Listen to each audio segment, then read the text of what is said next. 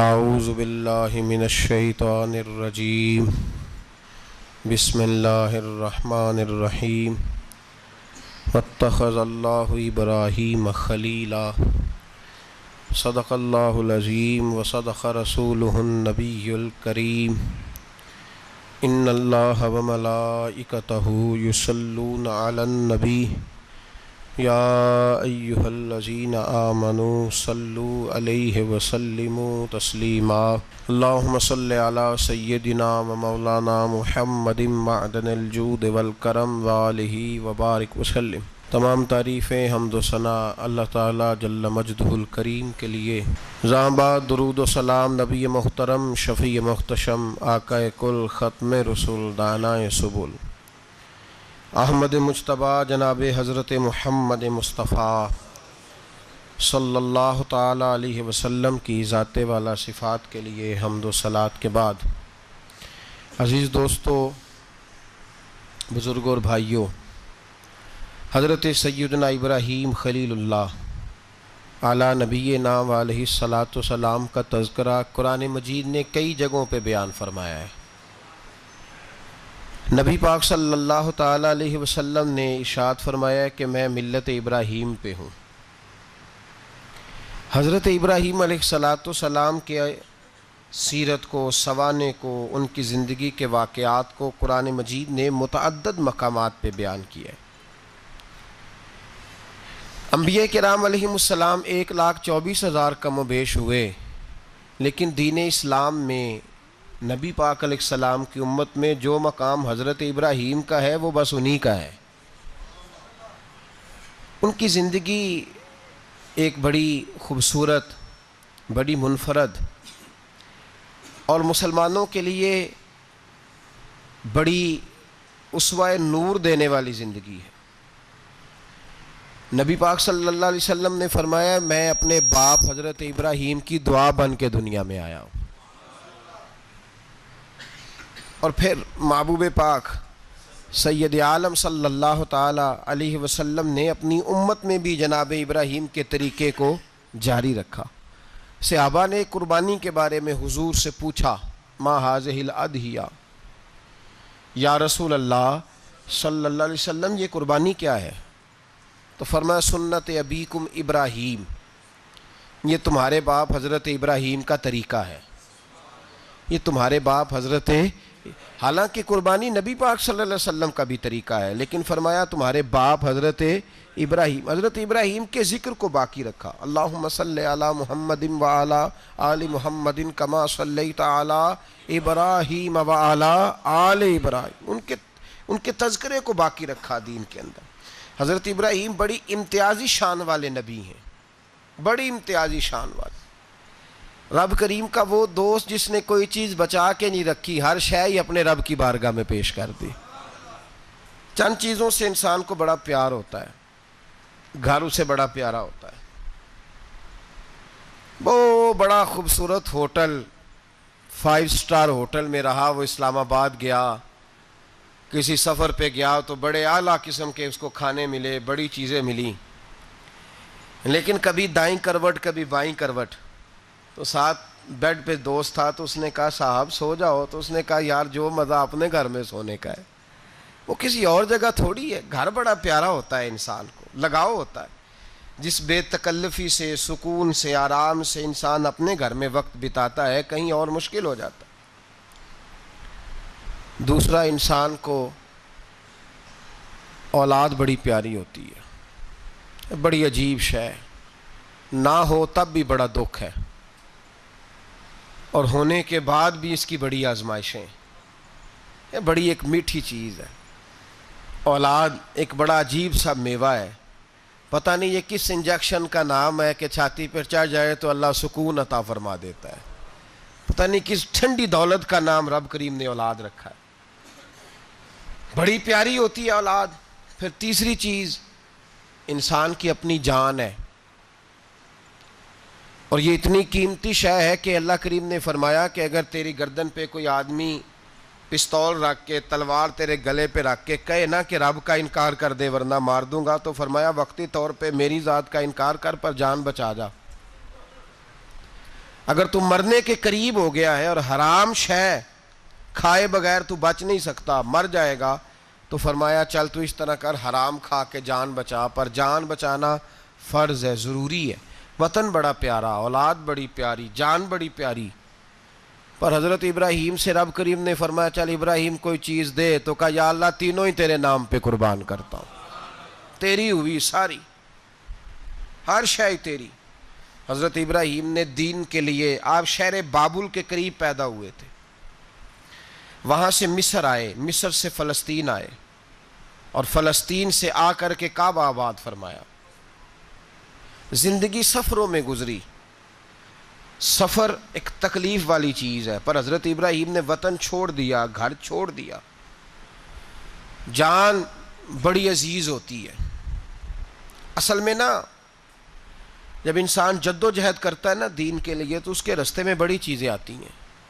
کبھی اولاد، کبھی گھر، کبھی باہر، کبھی حکومتیں، کبھی سیاستیں، کبھی چدراہٹیں. اس کے راستے میں بڑا کچھ آتا ہے اور اسے ہر چیز کو فیس کرنا پڑتا ہے. گھر کے اندر بھی جنگ ہوتی ہے اور گھر کے باہر بھی لڑائی ہوتی ہے.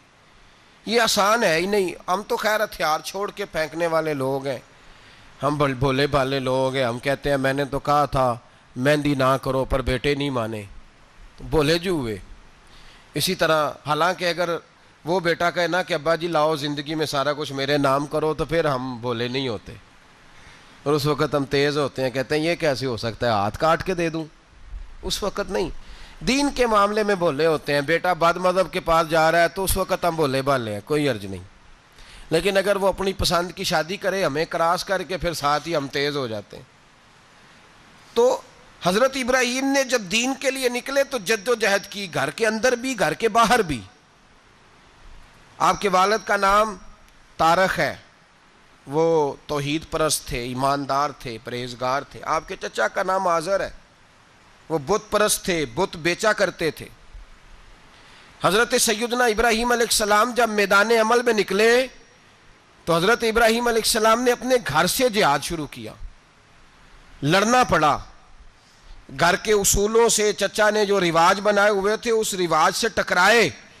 فرمایا میں اپنے گھر کے اندر یہ بت پرستی نہیں ہونے دیں گا. چچا کو ایک دفعہ نہیں، بار بار 100 دفعہ سمجھایا. آپ کا چچا بت بنا کے بیچا کرتا تھا. حضرت ابراہیم علیہ السلام تھوڑے بڑے ہوئے تو کہنے لگا کہ چلو میرے ساتھ، تم بھی بت بیچنے ہیں، ہمارا کاروبار ہے. حضرت ابراہیم ساتھ نکلے تو بت پکڑا ہے. گندے پانی کے اندر اس بت کو ڈبوتے ہیں، کہتے ہیں کسی نے خریدنا ہے تو خرید لو، نہ یہ نفع دے سکتا ہے نہ نقصان دے سکتا ہے. جو اپنا آپ نہیں بچا سکتا تمہیں کیا بچائے گا، خریدنا ہے تو خرید لو. چچا کہنے لگا تو کاروبار چمکا رہا ہے کہ تباہ کر رہا ہے. گھر میں بڑے معاملات خراب ہوئے، جھگڑے ہوئے، لیکن حضرت ابراہیم علیہ السلام ایک منٹ کے لیے بھی اپنے گھر کے اندر بھی کمپرومائز کرنے کو تیار. یہ تھوڑا مشکل میں نے پہلو چھیڑ دیا ہے، یہ تھوڑا مشکل پہلو چھیڑ دیا ہے. بڑا سمجھدار آدمی ہے پر بیوی سے پردہ نہیں کرا سکتا. سیانا ہے، پنچایت کا بندہ ہے، جو اس سے آپ کہیں گے وہ بات یہ سنائے گا، لیکن کہتا ہے نہیں جی میں نے کوشش کر لی ہے. کس قسم کی کوشش ہے صاحب، یہ کیسے ہو گیا؟ حضرت ابراہیم علیہ السلام نے گھر کے اندر سے فرمایا نہیں کرنے دوں گا. گھر کے اندر بھی ٹکرائے. فرمایا تم جو بھی ہو، پاش پاش کیا چچا کے اصولوں کو. اور باہر جب نکلے تو صرف علاقے کے چیئرمین سے نہیں ٹکرائے، ایم پی ایم این اے وزیر مشیر سے نہیں ٹکرائے. سپر پاور نمرود دنیا کا واحد حکمران تھا اس وقت، دوسرا کوئی حکمران ہی نہیں تھا. اکیلے حکمران سے جا کر ٹکرائے. کوئی ساتھ فوج نہیں تھی، کوئی ساتھ ان کے طاقت بظاہر دنیا داری کی کوئی نہیں تھی. پر حضرت ابراہیم جا کے ٹکرائے اور میرے رسول پاک صلی اللہ علیہ وسلم نے سند بیان کی. فرمایا افضل الجہاد کلمۃ الحق عند سلطان الجابر. فرمایا سب سے افضل جہاد یہ ہے کہ تو ظالم بادشاہ کے سامنے کھڑے ہو کے حق بات بیان کر دے. یہ سب سے بڑا جہاد ہے. یہ سب سے افضل الجہاد کلمۃ الحق عند سلطان الجابر، سب سے بڑا جہاد. حضرت ابراہیم کھڑے ہو گئے، سپر پاور سے ٹکرائے. یہاں ہم لوگ حکمتوں کا شکار ہیں، دیکھیں گے، کریں گے، سوچیں گے، اور مولوی صاحب کو ویسے کہتے ہیں آپ پرہیز کریں سیاسی باتوں سے. بھئی اللہ کے ہر نبی نے جا کے وقت کے ظالم حکمران کو لتاڑا ہے, للکارا ہے. یہ تو مشن انبیاء ہے. حضرت سیدنا ابراہیم علیہ السلام نے جو اس کو جا کے کہا کہ تو جھوٹ بولتا ہے, تو جھوٹا ہے, تو خدائی کا دعویٰ کرتا ہے, تو بہت بڑا ظالم ہے. اور قرآن مجید نے اس ساری بات کو بیان فرمایا ہے. حضرت ابراہیم علیہ السلام سے کہنے لگا میں رب ہوں. تو آپ نے فرمایا میرا رب تو وہ ہے جو زندہ کرتا اور مارتا ہے.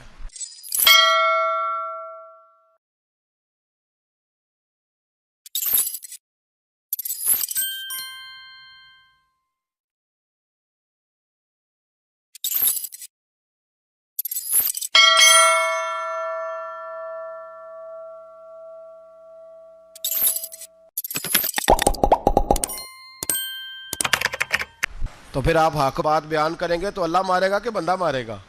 کچھ بھی نہیں ہوتا, کیونکہ زندگی موت کس کے ہاتھ میں ہے؟ اللہ کے ہاتھ میں. زندگی موت اللہ, کچھ بھی نہیں ہوتا. انسان صحیح سمت کا تعین کرے اور صحیح چلے. حضرت علی شیر خدا سے کسی نے کہا تھا کہ آپ کے بڑی دشمنی ہے, کوئی محافظ رکھ لیں. آپ فرمانے لگے موت خود بہت بڑی محافظ ہے, وقت سے پہلے آتی ہی نہیں. بڑی محافظ ہے, وقت سے پہلے. علامہ نورانی رحمۃ اللہ تعالیٰ علیہ کراچی جیسے شہر میں رہا کرتے تھے, جہاں گام گام پہ خطرہ تھا. لوگوں نے کہا حضرت اتنے بڑے لیڈر ہو, آپ کی جماعت کی 62 سیٹیں ہوئیں قومی اسمبلی میں, ایک ایسا وقت بھی آیا تو کوئی ایک آدمی بندوق والا. آپ فرمانے لگے مجھے ضرورت ہی نہیں, اس لیے کہ جس خدا رسول کے لیے میں نکلا ہوں وہ خود ہی حفاظت کرنے والے ہیں, ضرورت نہیں ان چیزوں. تو بھائی حضرت ابراہیم ٹکرائے, اور آپ کا انداز کیا ہے؟ جا کے کہا کہ تو نہیں, خدا وہ ہے جو زندہ کرتا. اور اس نے ایک بیوقوفوں جیسی دلیل دی. ایک آدمی کو کل پھانسی دینی تھی تو اس کو بلایا, کہنے لگا تجھے کب پھانسی ہے؟ اس نے کہا کل. کہنے لگا جا تجھے آزاد کیا, زندگی دی, اس کو چھٹی دے دی. ایک عام آدمی بیچارہ بیٹھا تھا, اس کو پکڑ کے نا کہنے لگا اس کی گردن اڑا دو. کہنے لگا دیکھ لو میں بھی زندہ کرتا اور مارتا ہوں, وہ جو کل مرنے والا تھا میں نے زندہ کر دیا ہے, اور جس کو پتہ ہی نہیں تھا کہ میں نے مرنا ہے اسے پکڑ کے میں نے مار دیا ہے. یہ بیوقوفوں جیسی دلیل ہے. حضرت سیدنا ابراہیم علیہ السلام چاہتے تو اسی وقت دلیل توڑ دیتے کہ تو کیا بیوقوفوں جیسی بات کر رہا ہے, اگر تو زندگی دیتا ہے تو مرے ہوئے میں جان ڈال کے دے جس کو تو نے مارا ہے. لیکن حضرت ابراہیم نے دیکھا کہ بیوقوف ہے, بیوقوفوں سے بحث نہیں ہوتی, دلیل بدل لی جاتی ہے, ان کی عقل کے مطابق بات کی جاتی ہے. حضرت ابراہیم فرمانے لگے میرا رب وہ ہے جو سورج مشرق سے نکالتا ہے اور مغرب میں غروب کرتا ہے. تو اگر رب ہے تو تو مغرب سے نکال کے مشرق میں غروب کر. فبہت الذی کفر, کافر لاجواب ہو گیا, اس کے پاس اس چیز کا کوئی جواب نہیں تھا. علامہ اسماعیل حقی نے خوبصورت فقرہ لکھا ہے, خوبصورت, جان ڈال دی ایک جملہ کہہ کے. حضرت سیدنا علامہ اسماعیل حقی رحمۃ اللہ علیہ فرمانے لگے چونکہ نمرود بیوقوفوں جیسی باتیں کر رہا تھا, اگر وہ یہ کہہ دیتا نا کہ میں سورج کو نکالتا ہوں مشرق سے, میں غروب کرتا ہوں معاذ اللہ مغرب میں نکالتا ہوں, تو آپ اپنے رب سے کہیے کہ وہ مغرب سے نکال کے مشرق میں غروب کرے. علامہ اسماعیل حقی فرماتے ہیں رب کریم کی آواز قدرت تھی, مالک حضرت ابراہیم علیہ السلام کے اس, اگر وہ کہہ دیتا اور حضرت ابراہیم دعا کر دیتے تو رب کریم نے فرشتوں کو تیار بٹھایا ہوا تھا.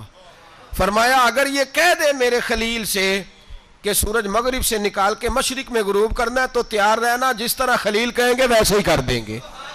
واتخذ اللہ ابراہیم خلیلا, ابراہیم ہمارا دوست جو ہوا, جیسے کہے گا ویسے کر دیں گے. حضرت سیدنا ابراہیم علیہ السلام کی باتوں کا جب جواب نہ دے سکا, دلیل نہیں بندہ دیتا, پھر لڑائی کرتا ہے, پھر جھوٹے موٹے اعتراض کرتا ہے. دلیل ختم ہوتی ہے تو لوگ ذاتیات پہ اترتے ہیں, کہتے ہیں یہ کھانستا صحیح نہیں, دیکھتا صحیح نہیں. دلیل ختم, اب ذاتیات پہ اترے, کہنے لگے مجھے پتہ چلا ہے کہ یہ فلانی جگہ گیا تھا تو وہاں جا کے اس نے اس طرح کیا ہے.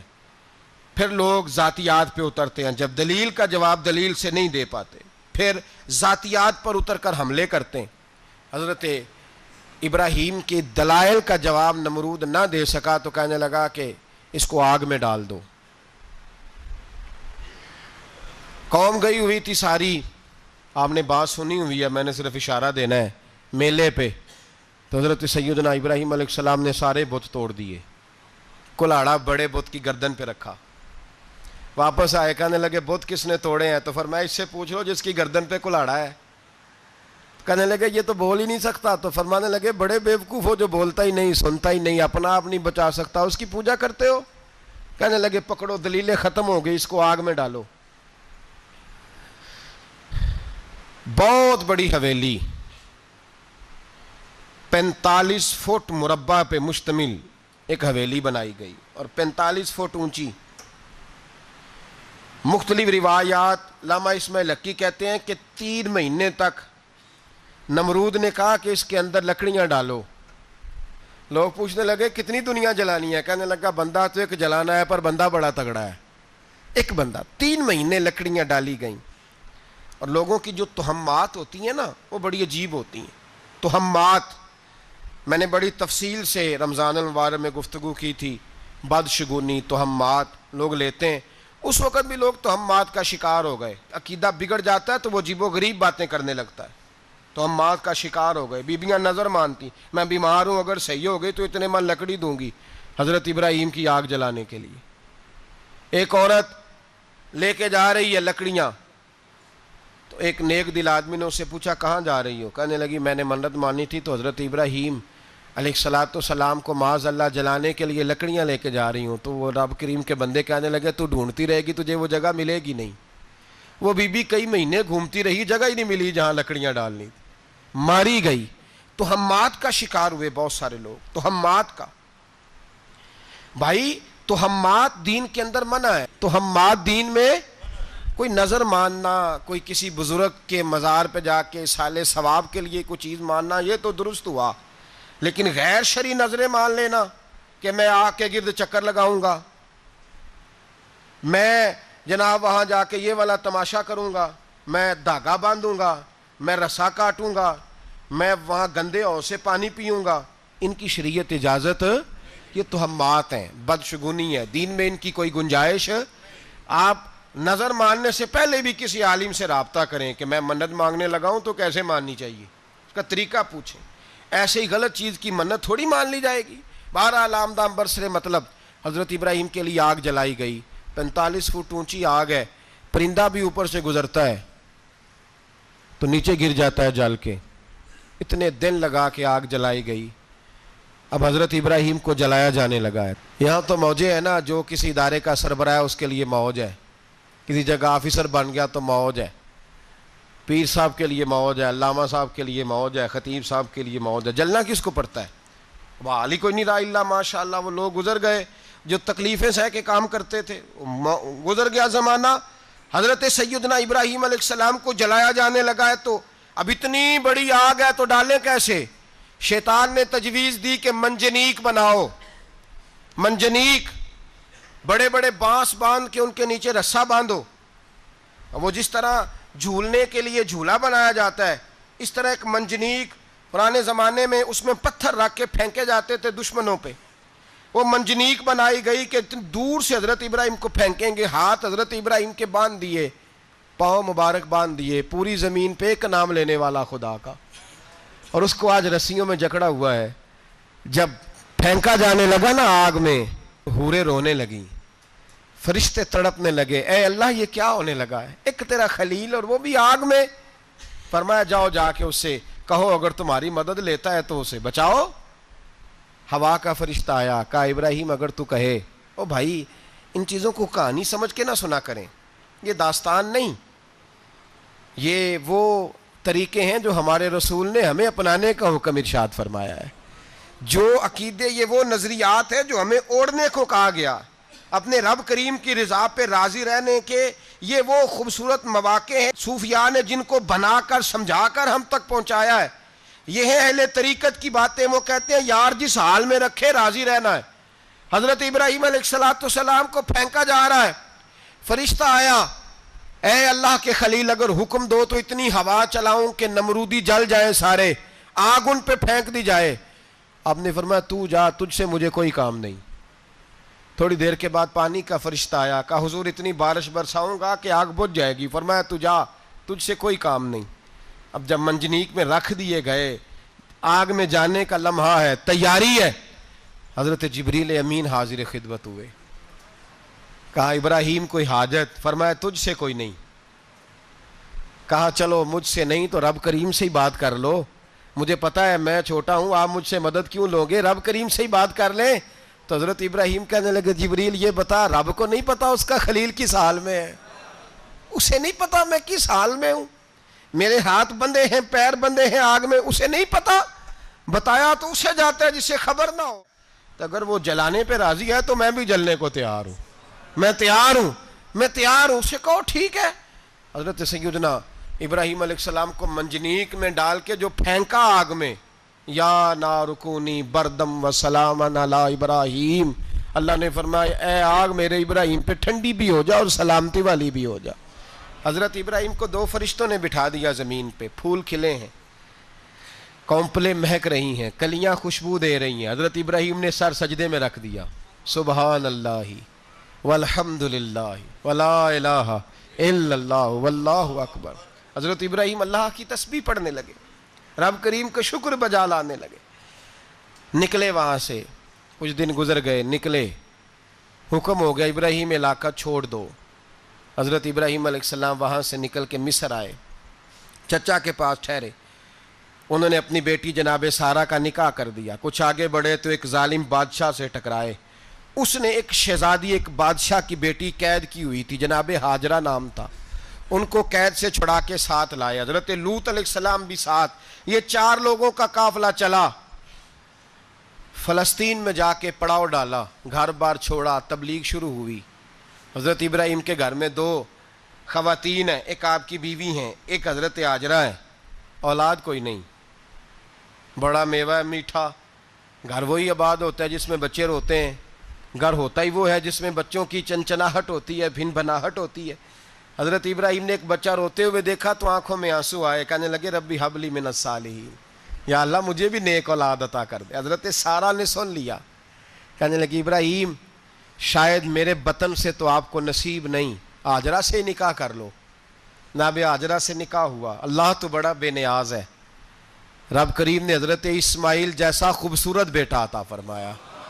بیٹا کالا سیاہ بھی ہو تو سینے کی ٹھنڈک ہوتا ہے، پر یہ تو وہ بیٹا ہے جس کی پیشانی میں نور محمدی چمکتا ہے صلی اللہ علیہ وسلم. حضرت سیدنا اسماعیل علیہ اتنے خوبصورت.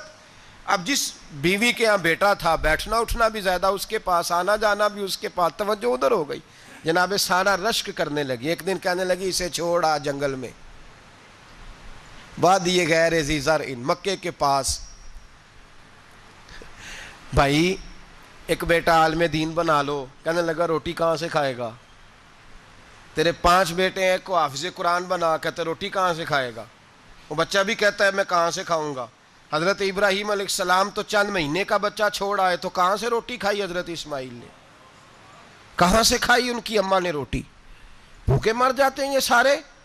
میں بڑی ذمہ داری سے کہا کرتا ہوں کہ جتنی خوبصورت روٹی اللہ کریم دین کے خادموں کو عطا کرتا ہے شاید کسی اور کے نصیب ہوتی ہو، لیکن ہم لوگ توجہ ہی نہیں کر رہے، ہمارا ذوق ہی نہیں بن رہا، ہم یہ محنت ہی نہیں کر رہے کہ قوم کو مستند علماء کی ضرورت ہے. علاقوں کے علاقے خالی ہیں، ادھر ہمارا مزاج ہی نہیں بن رہا، توجہ ہی نہیں دین کی خاطر. اور پھر چلے بچے تو بعد کی بات ہے نا، جو ابھی خود جوان ہے وہ بھی یہ دعا. ایک صاحب مجھے کہنے لگے میں دعا مانگ رہا ہوں اللہ مجھے بیٹا دے تو میں اسے دین پہ لگاؤں گا. تو میں نے کہا آپ بھی بوڑھے نہیں ہوئے، آپ خود ہی لگ جائیں، بیٹا تو ابھی آئے گا تو لگے گا نا. تو آپ تو اس وقت ہے تو آپ تو پہلے لگے نا صاحب، 2 گھنٹے تو نکال کے آئیں، دین سیکھنے کو کافی ہے. آپ اتنی لمبی سوچ رہے ہیں کہ بچہ آئے گا تو بڑا ہوگا تو وہ جائے گا تو دیکھی جائے گی، ابھی تو آپ ہیں تو آپ تو آؤ. حضرت ابراہیم نے بچہ وہاں چھوڑا. یہاں سے جو عمرہ کرنے لوگ جاتے ہیں نا، جو حج کرنے جاتے ہیں، ان کو پتہ ہے کہ وہاں دنیا کی ہر نعمت ملتی ہے، پھر بھی ڈبل ٹرپل پیسے لوگ جیبوں میں ڈال کے جاتے ہیں. حضرت ابراہیم جب وہاں لے کے گئے تو کوئی انسان نہیں تھا، پانی کا قطرہ نہیں تھا، 2 کلو کھجوریں، ایک مشکیزہ. بیوی کو تھمایا. ہمارے گھر میں ہزاروں چیزیں پڑی ہیں لیکن وہ جو توکل ہے نا وہ ختم ہو گیا ہے. اللہ دے گا، حلال حلال پہ قناعت کرے، جائز جائز پہ بھروسہ کرے، رب کریم عطا کرنے والا ہے، وہ مزاج ختم ہو گیا. حضرت سیدنا ابراہیم علیہ السلام 2 کلو کھجوریں 1 مشکیزہ پانی کا دے کر کے اور وہاں بٹھایا آپ نے اپنے بچے کو اور اپنی زوجہ جناب ہاجرہ کو، اور بٹھا کر کے یہ واپس پلٹنے لگے تو حضرت ہاجرہ سلام اللہ علیہ نے آواز دی، کہا ابراہیم کس کے سہارے پہ چھوڑ کے جا رہے ہو؟ جہاں آب زمزم کا کنواں ہے نا، جو لوگ گئے ہیں جنہوں نے صفا مروہ کی صحیح کی ہے، صفا مروہ سے باہر نکلے نا، سرکار کی ولادت کا مقام ہے، اس جگہ پہ آب زمزم کا کنواں تھا، وہاں حضرت سیدنا ہاجرہ کو بٹھایا، کوئی چیز نہیں، کوئی درخت نہیں، کوئی کھیت نہیں، کوئی پانی نہیں، کوئی کنواں نہیں، وہاں بٹھایا اور بٹھا کر کے نکلنے لگے تو جناب ہاجرہ فرمانے لگی ابراہیم کس کے سہارے پہ چھوڑ کے جا رہے ہو؟ کہنے لگی اللہ کے سہارے پہ۔ تو پاک باز بی بی نے ایک لفظ پوچھا، کہا ابراہیم یہ میرے رب کا حکم ہے، یہ میرے، بس جن کا عقیدہ توحید مضبوط ہو ان کے لیے ایک جملہ کافی ہوتا ہے، یہ میرے اللہ کا حکم ہے۔ تو جناب ابراہیم علیہ السلام فرمانے لگے ہاجرہ ہاں رب کا حکم ہے۔ جب یہ لفظ کہے تو چاہیے تھا نا حضرت ابراہیم تسلی دیتے، تو بی بی صاحبہ تسلی دینے لگی، عرض کرنے لگی ابراہیم اگر اللہ کا حکم ہے تو پھر آپ ہماری فکر نہ کرنا، اگر یہ رب کا حکم ہے تو پھر ہماری فکر نہ کرنا، جس رب نے ہمیں یہاں تک پہنچایا ہے وہ ہمیں کبھی بھی ضائع نہیں فرمائے گا، پھر فکر نہ کرنا۔ حضرت ابراہیم آ گئے، بات آپ نے سنی ہوئی ہے، اشارہ کرنا مقصود ہے۔ 13 سال میں چلے مان بھی لیا جائے بعض روایات کی روشنی میں کہ آتے جاتے بھی رہے، لیکن مکمل دیکھ بھال اپنے بچے کی پرورش میں پورا حضرت ابراہیم علیہ السلام کا کردار، سارا کردار ماں کا تھا۔ میں جب خواتین کے بارے میں کوئی بات کرتا ہوں تو میں آپ کو اکثر کہتا ہوں کہ یہ صرف بیوی کے لیے حکم نہیں ہوتا، یہ ٹریننگ بیٹی کو دینی ہے اور بہن کو دینی ہے، یہ تربیت کریں اپنے گھر میں۔ میں تجربے کی روشنی میں یہ بات عرض کیا کرتا ہوں کہ بھائی بچے باپ کے فرما بردار اس وقت ہوتے ہیں جب اماں انہیں باپ کا فرما بردار کرتی ہے، اور بچے باپ کے نافرمان بھی تب ہوتے ہیں جب اماں انہیں باپ کا، میں نے اپنے کانوں سے سنا ایک دفعہ ایک بچہ اپنے باپ سے کہہ رہا ہے آپ نے تو ساری زندگی باہر گزار دی، پیسے کمانا کون سا مشکل کام ہے، دکھ سکھ تو سارے اماں نے برداشت کیے، سکولوں میں وہ جاتی تھی، فلانا کام وہ کرتی تھی، فلانا کام۔ اب یہ سوچ اس کی ذاتی تو نہیں، یہ اس کو دی گئی ہے، اور اگر اس کو یہ سوچ دے دی جائے کہ اماں کہے کہ میں تو اپنوں میں رہی ساری زندگی، میں نے تو اپنوں میں وقت گزارا، اور تیرا باپ تو کئی دفعہ جنازے بھی نہیں پڑھ سکا، اس نے تو ماں باپ ایسے دفن کر دیے، وہ اگر یہ سوچ فراہم کرے تو پھر بچہ باپ کا فرما بردار ہوتا ہے۔ اور یہ والی روایتیں ہم بیوی کو سناتے ہیں، حالانکہ کس کو سنانی چاہیے؟ بولیے، بہن اور بیٹی کو، بہن اور بیٹی کو سنائیں یہ باتیں، ان کو سمجھائیں تاکہ آگے جا کے وہ جو گھر ترتیب دیں وہ گھر بڑا عمدہ اور نکھرا ہوا ہو۔ حضرت سیدنا ابراہیم 13 سال کے بعد آئے، چونکہ گھر میں اللہ تبارک و تعالیٰ کی دوستی کا چرچا تھا، اللہ تبارک و تعالیٰ کی محبوبیت کا غلبہ تھا۔ 13 سال کے بعد فلما بالغ معہ سعیا، بیٹا جب اتنا بڑا ہوا کہ سال چلنے لگا تو حضرت ابراہیم نے اپنے بیٹے کو بلا کے کہا بیٹا مجھے خواب آئی ہے، میں تجھے ذبح کر رہا ہوں، تیری کیا رضا ہے؟ تو حضرت اسماعیل کہنے لگے یا ابت افعل ما تؤمر، ابا جی اللہ جیسے حکم دیتا ہے میرے ساتھ ویسے ہی کریں، جیسے اللہ حکم دیتا ہے ویسے ہی، بولیے، ویسے ہی کریں۔ حضرت ہاجرہ کو کہا کہ ایک دوست نے دعوت کی ہے تو وہاں جا رہے ہیں، بی بی مطمئن ہے، تفصیلات کی ضرورت نہیں، ختم بات، اعتبار ہے، مطمئن ہو گئی۔ شیطان پیچھے سے آیا اماں کے پاس، ذرا تھوڑی دیر کے لیے تصور جمائیے، یہاں تو پڑوسن آ کے کوئی بات بتا دیتی ہے خاوند کے بارے میں تو کئی مہینے جھگڑا جاری رہتا ہے، پڑوسن محلے دار۔ شیطان نے آ کے بتایا لفظ کیا ہے؟ کہا حضرت تمہیں پتہ ہے کہاں جا رہے ہیں؟ کہا دوست کی دعوت میں۔ تو کہنے لگے دوست کون ہے؟ رب کریم، اور ابراہیم کا خیال ہے کہ اس رب نے مجھے حکم دیا ہے کہ میں ذبح کروں۔ تو حضرت ہاجرہ کہنے لگی کبھی باپ بھی بیٹے ذبح کرتے ہیں؟ شیطان کہنے لگا ان کا خیال ہے کہ ان کے رب نے حکم دیا ہے۔ تو جناب ہاجرہ فرمانے لگی اگر رب نے حکم دیا تو پھر تو مجھے شیطان لگتا ہے، تو مجھے شیطان لگتا ہے۔ کہا کیا مطلب؟ فرمانے لگی اگر رب کریم کا حکم ہے تو میرے پاس ایک اسماعیل ہے، اگر 1000 بھی ہوتے میں سارے اللہ کے راستے میں پیش کر دیتا، دے دیتی، مالک کا ہی تو ہے سارا کچھ، اسی کا ہے۔ اس میں لیت اللہ کی کیا گنجائش؟ حضرت سیدنا ابراہیم علیہ الصلوۃ والسلام نے بیٹے کے حلق پہ چھری رکھ بھی دی اور چھری چلا بھی دی، رکھ بھی دی اور وہ تو اللہ کریم نے فرمایا یا ابراہیم قد صدقت الرؤیا، ابراہیم تو نے خواب سچا کر دکھایا، وہ قیامت تک تیرا نام رہے گا۔ حضرت ابراہیم نے وطن بھی دیا، جان بھی دی، بیٹا بھی، اللہ کریم نے دمبے دیے، فرمایا یہ فدیہ ہے۔ اب یہ قربانی قیامت تک حضرت ابراہیم کے طریقے کے مطابق جاری ہے۔ حضرت ابراہیم بہت بڑے مہمان نواز، جب مصر میں قیام تھا تو بڑے بڑے لمبے چوڑے لنگر پکتے تھے، لوگ آیا جایا کرتے تھے، بڑا تفصیل کے ساتھ کھانا ہوتا تھا۔ مہمان نوازی آپ کی خاص صفت مبارکہ ہے۔ ہمارے ہاں بھی مہمان نوازی ہوتی ہے امیروں کی، بلکہ اب تو مہمان نوازی اس طرح کی ہے کہ کل تیری میرے پاس دعوت ہے اور پرسوں میری تیرے پاس ہے۔ وہی امیروں میں وہ چکر رہتا ہے، پارٹیاں دوست ایک دوسرے کو ڈالتے ہیں، تیری طرف پارٹی تیری طرف، اور اسی انداز میں اب یہ عید آئے گی نا، ٹکا پارٹیاں ہوں گی جگہ جگہ، اور لوگ سوال پوچھنے لگے ابھی سے، کہتے ہیں قربانی کا کتنا گوشت گھر رکھنا جائز ہے؟ قربانی کا کتنا گوشت گھر رکھنا جائز ہے؟ سارا ہی جی، اس لیے فریزر لے لے، فریج سے نہیں کام چلے گا، سارا ہی جہاز گھر رکھنا سارا ہی جائز ہے، رکھ لیں۔ او خدا کے بندے، قربانی وہ بندہ دیتا ہے جو سارا سال ہی گوشت کھاتا ہے، صحیح کہہ رہا ہوں؟ قربانی صاحب نصاب، صاحب استطاعت بندہ دیتا ہے نا، تو وہ سارا سال ہی گوشت، تو سارا گھر میں رکھنا بھی جائز ہے، لیکن سارا دے دینا بھی۔ تو جو آ رہی ہے اس پہ کیوں توجہ کرتے ہو؟ جو دوسرا جائز ہے اس پہ کیوں نہیں عمل کرتے؟ سارا تقسیم کر دیں، بات ختم ہوئی۔ یقین کریں، محرم میں جا کے دوست ٹیلی فون کر کے سوال پوچھتے ہیں، کہتے ہیں صاحب سنا ہے قربانی کا گوشت محرم میں کھانا جائز نہیں۔ میں کہ نہیں، ربیع الاول چ بھی جائز جے، رجب رمضان تک کھاؤ، کوئی بندہ نہیں منع کرتا، اس لیے کہ کسی کو دینا تو پسند ہی نہیں۔ یہاں پھر اس میں سے جو خاص چیزیں ہیں وہ اپنی فریج میں، اور باقی جو ہے وہ دوسروں کے لیے۔ یہ کیا طریقہ ہے ہمارا؟ اور اسی پہ عمل ہے۔ اللہ تبارک و تعالی ہمیں سمجھنے کی توفیق عطا فرمائے۔ حضرت ابراہیم بہت بڑے مہمان نواز تھے، صرف قربانی نہیں دیتے تھے، سارا سال بہت سارا لنگر، بہت سارا کھانا پینا، بہت ساری چیزیں جاری رہتی تھیں۔ اور جتنے غریب لوگ تھے فلسطین کے، ان کو پتا تھا کہ حضرت ابراہیم علیہ الصلوۃ والسلام کا لنگر جاری ہے۔ فلسطین میں جب آپ کا قیام تھا، ایک دفعہ ڈھیروں مہمان آ گئے اور کھانے کو کوئی چیز نہیں۔ حضرت سارہ اور جناب ہاجرہ دونوں اس وقت موجود تھیں۔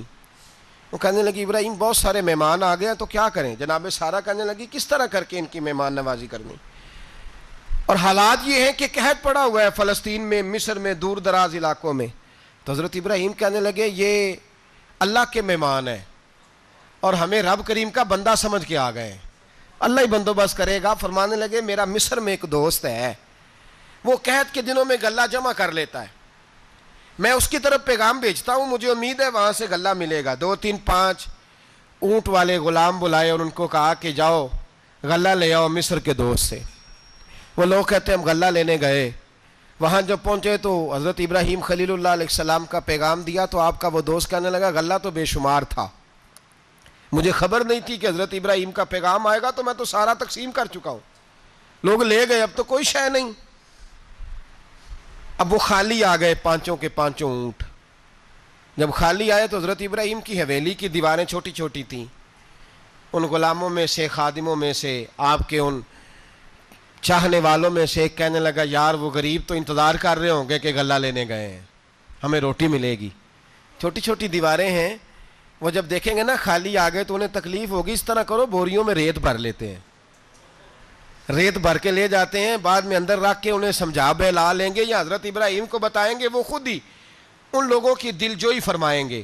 اب غلہ کی جگہ ریت بھر کے اونٹوں پہ رکھ کے لائی گئی، لا کے بوریاں جب رکھ دی گئیں، حضرت ابراہیم علیہ السلام دوپہر کے وقت آرام فرما رہے تھے، بی بی سارہ اٹھی، کہتی ہیں جب میں نے دیکھا نا کہ بوریاں پہنچ گئی ہیں تو گئی، غلام کو ساتھ لیا اور اس کو جب کھولا نا تو کہتی اتنی حسین گندم میں نے پہلے کبھی دیکھی نہیں تھی، اتنا پیارا دانہ میں نے کبھی ملاحظہ ہی نہیں کیا تھا۔ فرماتی ہیں جب اس کو پیس کر چکی میں روٹیاں پکائیں تو خوشبو دور دور تک پھیل گئی، اعلیٰ غذا بنی، بڑے بڑے کھانے بیویوں نے مل کے پکائے، چن دیے گئے. حضرت ابراہیم اٹھے تو لوگ کھانا کھا رہے, سجدہ شکر ادا کیا, اور جب سجدے میں گئے تو وحی آنے لگی, پھر رونے لگے. جب پلٹ کر باہر تشریف لائے تو جناب سارا کہنے لگی ابراہیم تمہارا مصری یار بڑا اچھا ہے, اس نے اتنی اعلیٰ گندم بھیجی ہے کہ اتنی تو میں نے پیاری گندم کبھی دیکھی نہیں. جناب ابراہیم مسکرائے, فرمانے لگی سارا یہ مصری یار نے نہیں بھیجی, یہ میرے عرشی یار نے بھیجی ہے, یہ میرے عرشی یار نے بھیجی ہے. بھائی مہمان نوازی مزاج تھا, ہاتھ لٹا دینا مزاج تھا, دوسروں کی اشک شوئی مزاج تھا. حضرت ابراہیم علیہ السلام کا طریقہ ہے قربانی, حضور نے ان کا طریقہ بیان کیا. اگر سال کے بعد قربانی دینا ان کا طریقہ ہے تو سارا سال غریبوں کو روٹی دینا بھی حضرت ابراہیم کا طریقہ ہے. سارا سال غریب کی نوکری کرنا یہ بھی حضرت ابراہیم کا طریقہ ہے. بھوکے کو کھانا کھلانا یہ بھی. میرے مصطفیٰ کریم سید عالم صلی اللہ علیہ وسلم سے صحابہ نے پوچھا حضور بہترین مسلمان کون ہے؟ بہترین مسلمان, تو حضور نے فرمایا جو سلام لینے میں پہل کرے اور غریب کو روٹی کھلانے میں سب سے اچھا ہو, وہ بہترین مسلمان ہے, زبردست مسلمان. ہمارے ہاں دعوتیں ہوتی ہیں تو امیروں کی, افطاریاں ہیں تو امیروں کی, اور میرے مصطفیٰ کریم علیہ السلام نے فرمایا بدترین دعوت ہے جس میں امیر بلائے جائے غریب نہ بلائے جائے, وہ بدترین دعوت. حضرت ابراہیم کا طریقہ رہا ساری زندگی مہمان نوازی. اور دوسرا ان کا مزاج تھا, اللہ سے پیار ہو گیا تھا نا. جب رب کریم سے محبت ہوتی ہے نا, اور محبت کا احساس ہوتا ہے دل میں, پھر سجدے لمبے ہوتے ہیں. عام آدمی تو نماز بھی نہیں پڑھ سکتا, اسے خدا سے محبت ہوتی ہے وہ تہجد بھی نہیں چھوڑ سکتا. وہ یہ محبت کی بات ہے نا, جس کو پیار ہوتا ہے اس کی تہجد بھی ہے, اس کی اشراق بھی ہے, چاشت بھی ہے, اس کے عمرے بھی ہیں, اس کے حج بھی ہیں, اس کے بار بار کعبۃ اللہ کے دیدار بھی ہیں. یہ محبت الہی ہے, جوش مارتی ہے. ان لوگ سجدہ کرتے ہیں تو اٹھتے ہی نہیں. اللہ کے بندوں سے پیار کرتے ہیں اللہ کی. حضرت ابراہیم کو رب کریم سے اتنی محبت تھی, اتنا پیار تھا کہ وہ آپ کی زندگی کے ہر پہلو سے چھلکتا تھا. ایک وقت ایسا آیا کہ اللہ تعالیٰ نے حضرت ابراہیم کو بہت زیادہ مال عطا فرمایا. اتنے اونٹ گنے نہیں جاتے, گائیں اتنی زیادہ کہ شمار نہیں ہوتی, بکرے بکریاں اتنی زیادہ کہ شمار, بہت زیادہ مال اللہ نے عطا فرمایا. اور ابھی کچھ عرصہ پہلے آپ پیچھے جائیں نا تو جو لفظ مال تھا وہ روپے پہ تو بولا ہی نہیں جاتا تھا, وہ جانوروں پہ بولا جاتا تھا. بہت زیادہ مال اللہ نے دیا, بکریاں, گائیں, اونٹ, بیل, بڑا کچھ. تو رب کریم نے فرشتوں سے فرمایا کہ وَاتَّخَذَ اللَّهُ ابراہیم خلیلا, ابراہیم میرا دوست ہے. تو فرشتے کہنے لگے یا اللہ جسے اتنا کچھ دیا جائے اس نے دوست تو بننا ہی ہوتا ہے, تو نوازا ہی بڑا ہے, اتنا مال, اتنے کھیت کھلیان, اتنا کچھ. اللہ کریم نے فرمایا جاؤ آزمائش کر لو, امتحان لے لو. فرشتہ امتحان لینے پہنچ گیا. حضرت ابراہیم کے جانور چر رہے ہیں چراگاہ میں, حضرت ابراہیم بھی ہیں, غلام بھی ہیں, بہت بڑا ریوڑ ہے. آپ تشریف فرمائیں. ایک فرشتہ آیا تو کھیت میں چھپ کے بیٹھ گیا اور بلند آواز سے کہنے لگا سبحان اللہ والحمد للہ ولا الہ الا اللہ واللہ. یہ تسبیح بڑی پسند ہے, محبوب نے ان کی فضیلت بیان کی. اب وہ حضرت سیدنا ابراہیم علیہ السلام کھڑے تھے تو وہ کھیت میں بیٹھ کے تسبیح پڑھنے لگا سبحان اللہ والحمد للہ ولا الہ الا اللہ. حضرت ابراہیم کہنے لگے یہ میرے رب کا نام کون لے رہا ہے, بڑی اس کی میٹھی آواز ہے, بڑی کون ہے. ڈھونڈنے لگے, گھومتے گھومتے اس کے پاس چلے گئے, فرشتہ انسانی شکل میں. تو میرے رب کا ذکر کر رہا تھا؟ اس نے کہا میں ہی کر رہا تھا. فرمانے لگے یار ایک دفعہ پھر نہیں کرتا؟ تو کہنے لگا ابراہیم پہلے تو میں اپنی مرضی سے کر رہا تھا, تو کہتا ہے تو پیسے لگیں گے, پیسے ہیں تو کر دیتا ہوں. حضرت ابراہیم کہنے لگے بول تو کیا لے گا, میرے اللہ کا ذکر سنانے کا کیا لے گا؟ کہنے لگا جتنی بکریاں آپ چرا رہے ہیں ساری دے دے تو میں اللہ کا ذکر سنا دیتا ہوں. آپ نے فرمایا بس جا تیری ساری ہوئی, میرے رب کا ذکر سنا. اور پھر شروع ہو گیا سبحان اللہ الحمدللہ ولا الہ الا اللہ واللہ اکبر. حضرت ابراہیم علیہ السلام کیف میں, یار پھر ذرا سنا, نا علمہ وچ پھسا سانو, تو یار دی گل سنا سانو, ذرا دوبارہ سنا. پھر سنایا, ایک دفعہ پھر کہا. فرشتہ کہنے لگا بس جی آپ کے پیسے پورے ہو گئے. حضرت ابراہیم کہنے لگے چل ایک دفعہ اور سنا. کہنے لگا پیسے لگیں گے. تو کیا لے گا؟ کہنے لگا گائیں بھینسیں ساری میری. فرمایا بس یار اتنی قیمت, تو سنا صحیح, سارا کچھ ہی تیرا. پھر شروع ہو گیا سبحان اللہ والحمدللہ ولا الہ الا اللہ واللہ اکبر. گائیں دے دیں، بھینسیں دے دیں، وہ ذکر سناتا ہے. حضرت ابراہیم کبھی مچلتے ہیں، کبھی روتے ہیں، کبھی آہیں بھرتے ہیں. تو میرے رب کا نام لے رہا ہے، ذرا پھر سے لے. کیف جاری ہے. کہنے لگا بس بھائی. حضرت ابراہیم فرمانے لگے تو اور لے لے جو لینا ہے، مجھے ذکر سنا. اس نے کہا ابراہیم بکریاں میں لے چکا، گائے بھینسیں میں لے چکا، اونٹ رہ گئے، سارے لے لوں گا پھر ذکر سناؤں گا. فرمایا جا تیرا ہوا تو ذکر سناتا رہ، میں دیتا ہوں. دے دیا. کچھ دیر ذکر کیا تو اب خاموش ہو گیا. حضرت ابراہیم خلیل اللہ علیہ السلام فرمانے لگے ذکر سنا. کہنے لگا ابراہیم اب تیرے پاس دینے کو کیا ہے، ہر چیز تو میں لے چکا. آپ فرمانے لگے یہ گائے بھینسیں بکریاں چرانے کے لیے تجھے کوئی نوکر ملازم بھی تو چاہیے نا. تو اس طرح کر، مجھے رکھ لے، میں روٹی نہیں مانگوں گا، کھانا نہیں مانگوں گا، تو اللہ کا ذکر سناتا رہنا، میں تیرے جانوروں کی نوکری کرتا رہوں گا. حضرت ابراہیم علیہ السلام نے جب یہ کہا نا، فرشتے کی آنکھوں میں آنسو آ گئے. تر دامنی پہ شیخ ہماری نہ جائیے، ہم دامن نچوڑ دیں تو فرشتے وضو کریں. فرشتہ رو پڑا اور کہنے لگا ابراہیم مجھے سینے سے لگاؤ، آپ واقعی اس قابل ہیں کہ اللہ آپ کو اپنا دوست بنائے، واقعی اس قابل ہیں کہ رب آپ کو اپنا. حضرت ابراہیم علیہ السلام کا خدا سے محبت کرنے کا نرالا انداز. اور میرے بھائی یہی محبت انہیں میرے مصطفیٰ سے بھی تھی. ایک نبی گھر بنا رہا ہے، دوسرا بنوا رہا ہے. حضرت اسماعیل علیہ السلام پتھر اٹھا کے لا رہے ہیں، جناب ابراہیم بنا رہے ہیں. جب خانہ کعبہ بن گیا تو کہنے لگے ربنا وابعث فیہم رسولا، اے اللہ اب اسے بسانے کے لیے اپنا آخری رسول بھی عطا فرما. نبی پاک فرماتے ہیں میں دعا ہوں حضرت ابراہیم کی.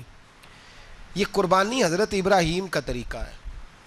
حضور نے اگرچہ نبی پاک کی اپنی سنت تھی، یہ بھی کہہ سکتے تھے سنتی و سنت ابیکم ابراہیم، میری سنت ہے اور تمہارے باپ ابراہیم کی سنت ہے. یہ نہیں فرمایا. جب صحابہ نے کہا قربانی کیا ہے، فرمایا سنت ابیکم ابراہیم، یہ تمہارے باپ ابراہیم کی سنت ہے. ہر صاحب نصاب پر قربانی واجب ہے. جو زکوٰۃ کا نصاب رکھتا ہو اس پر قربانی واجب ہے.